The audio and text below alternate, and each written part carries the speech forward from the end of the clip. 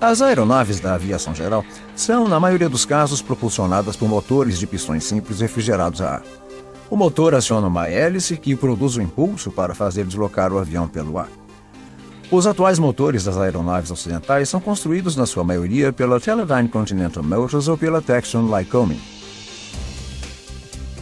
Os seus produtos têm uma configuração e tipo de construção muito semelhantes, apresentando em geral 4, 6 ou 8 cilindros opostos numa disposição plana. São normalmente refrigerados a ar e têm uma concepção simples. Alguns dos princípios mais básicos datam da década de 40. Se mantidos adequadamente, os motores são confiáveis, estando, na maioria dos casos, previstas revisões gerais em intervalos de 2.000 horas de funcionamento. Alguns motores diferem em alguns detalhes. Uns têm um turbocompressor que permite aumentar a potência em altitude. Outros podem ter uma caixa de redução na parte frontal do motor para reduzir a rotação da hélice, mas, em geral, as concepções são idênticas. O objetivo do motor de uma aeronave é fazer girar a hélice. Isto é conseguido através da mistura de combustível e de ar, que são convertidos em energia, de forma a fazer rodar um eixo ligado à hélice. Dentro do motor, esse eixo rotativo, conhecido geralmente pela designação de virabrequim, está ligado aos pistões que se deslocam para cima e para baixo dentro de cada cilindro. No início de cada ciclo, a válvula de admissão se abre. No movimento descendente do pistão, são aspirados combustível e ar através da válvula de admissão para encher o cilindro.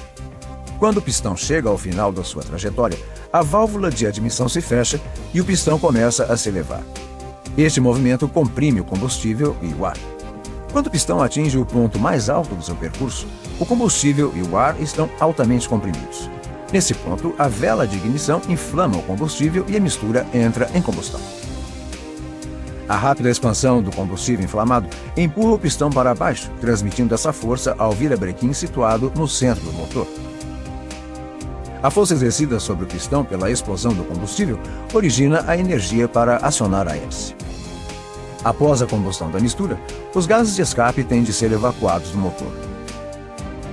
Quando o pistão se eleva, uma segunda válvula, a válvula de escape, abre-se no topo do cilindro. O pistão em ascensão empurra os gases de escape através da válvula de escape para fora do motor. Quando o pistão atinge o topo do seu movimento, a válvula de escape se fecha e se segue uma nova abertura da válvula de admissão. O pistão continua então o seu movimento descendente para aspirar mais combustível e ar fresco para dentro do cilindro e o ciclo se repete. Este ciclo se repete continuamente enquanto o motor trabalha, aspirando combustível e ar para dentro do motor, comprimindo-os, queimando-os, obrigando o pistão a movimentar-se, a provocar a rotação do virabrequim, expelindo depois os gases resultantes da combustão. O processo é normalmente referido como admissão, compressão, explosão e escape. Se forem acrescentados mais cilindros ao motor, é possível aumentar a potência e os impulsos de potência podem ser equilibrados para se obter uma maior suavidade de funcionamento. Quando o motor é desligado, pelo efeito da gravidade, o óleo escorre continuamente para o fundo, o cárter, enquanto o motor estiver parado. Se o motor se mantiver parado durante longos períodos de tempo, a corrosão pode tornar-se um problema sério. Produtos como o óleo Aeroshell W15W50 ou o óleo Aeroshell W100 Plus foram concebidos para combater este problema, pois ambos contêm um inibidor de corrosão. A velocidade com que o óleo circula quando um motor arranca é importante na prevenção de danos. Isso significa que é necessário escolher o óleo adequado ao clima em que a aeronave opera. Os óleos de aviação são em geral classificados por grau de viscosidade. Óleo Aeroshell W80, SAE40, W100, SAE50 e assim por diante. Quanto mais alto for o número, maior será a viscosidade ou a espessura de um óleo. É benéfico utilizar um óleo espesso em climas quentes, pois as temperaturas elevadas fazem com que os óleos menos viscosos fiquem muito finos para lubrificar de forma adequada o motor durante o seu funcionamento normal. Mas em ambientes mais frios, os óleos densos têm pouca fluidez no arranque do motor. Nestes casos, o óleo adequado deverá ter um grau de viscosidade mais baixo. O principal ponto a destacar é que os óleos monograduados têm uma viscosidade que tende a se ajustar ao clima. Óleos densos para climas quentes, óleos finos para climas frios. Os óleos multigraduados, como o óleo Aeroshell W15W50, têm a vantagem de se manterem fluidos a baixas temperaturas e proporcionarem uma boa proteção em temperaturas elevadas, podendo por isso ser usados em qualquer clima.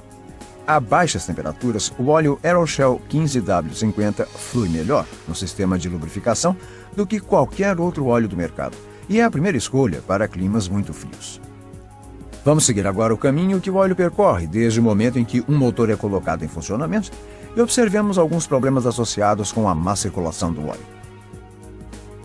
O percurso do óleo começa no respectivo depósito ou cárter do motor. É sugado para cima pela bomba do óleo até chegar ao filtro. O óleo, agora sob pressão, passa pelo filtro antes de entrar num labirinto de linhas de lubrificação, a partir das quais é enviado para os apoios do motor.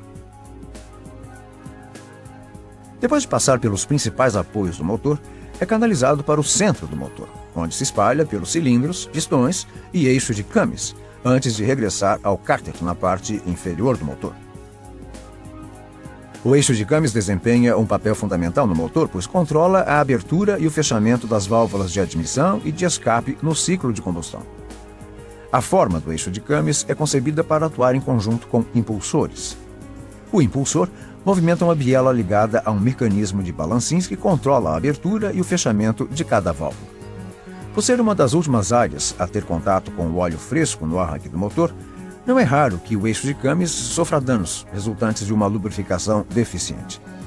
A falha do eixo de câmbio é uma das principais avarias que provocam interrupções no serviço operacional dos motores, antes dos intervalos programados para a sua revisão geral. Quando os técnicos investigam este tipo de problema, os sinais são evidentes: desgaste nos perfis dos câmbios e corrosão nos impulsores. A melhor maneira de evitar avarias deste tipo é assegurar que o óleo utilizado tenha uma graduação adequada ao clima em que o motor vai funcionar. Se um óleo for demasiado espesso ou demasiado fino, poderão ocorrer danos no eixo de câmbios. Além de se assegurar a utilização de um óleo com a graduação correta, também é essencial o funcionamento regular do motor, pelo menos uma vez a cada 15 dias. Isso garante que as peças mais importantes se mantenham recobertas com óleo, protegendo o motor entre os voos. Se uma aeronave não for utilizada com frequência, como normalmente acontece no caso de pilotos particulares, essas peças poderão deixar de ser lubrificadas. Em caso de falta de óleo entre o câmbio e o impulsor no arranque do motor, pode-se registrar um contato de metal com metal, com consequentes danos em ambos.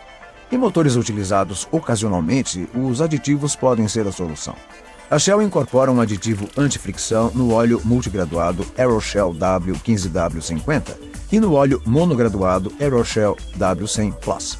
O princípio de atuação consiste no depósito do aditivo sobre as superfícies metálicas, ficando as peças móveis protegidas mesmo antes de o óleo fresco chegar. Além disso, estes dois óleos possuem um inibidor de corrosão que minimiza a formação de ferrugem quando o motor não é utilizado. Pode-se observar também que há partes do eixo de câmbios com revestimento de cobre.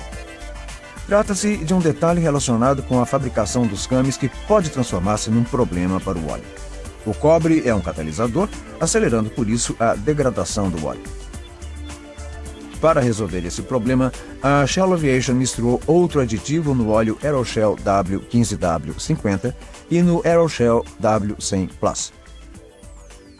Esse aditivo, conhecido como inibidor de metais, ajuda a proteger o óleo do efeito catalisador do cobre, mantendo-o em boas condições ao longo da sua vida útil.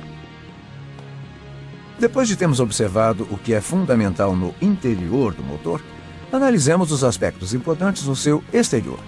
Vejamos como se processa uma troca de óleo. Primeiro, retira-se o bujão e escoa-se o óleo usado. Depois, remove-se e substitui-se o filtro do óleo.